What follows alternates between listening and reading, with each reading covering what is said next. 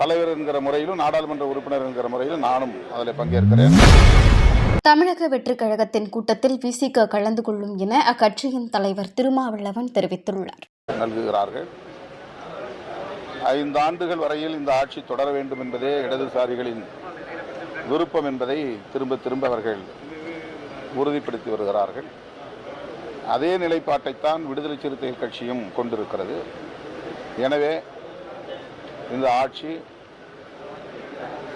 5 ஆண்டுகளுக்கு எந்த இடையூறும் இல்லாமல் வெற்றிகரமாக இயங்கும் என்று நான் பெரிதும் நம்புகிறேன்.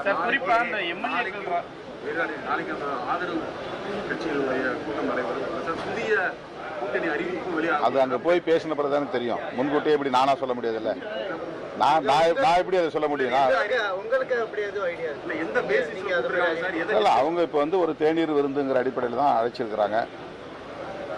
கட்சி தலைவர்களை மட்டுமின்றி சட்டமன்ற உறுப்பினர்கள், நாடாளுமன்ற உறுப்பினர்கள், இப்போ எங்கள் கட்சியில் 2 சட்டமன்ற உறுப்பினர்கள், 2 நாடாளுமன்ற உறுப்பினர்கள், தலைவர் என்கிற முறையிலும் நாடாளுமன்ற உறுப்பினர் என்கிற முறையிலும் நானும் அதில் பங்கேற்கிறேன். ரவிக்குமார் நாடாளுமன்ற உறுப்பினர் என்கிற முறையில் அவர் பங்கேற்பார். அதேபோல் வன்னி அரசு, ஜோதிமணி ஆகிய 4 பங்கேற்போம். கூடுதலாக பொதுச் செயலாளர் சிந்தனை செல்வன் அவர்களும் அதில் பங்கேற்க உள்ளார்.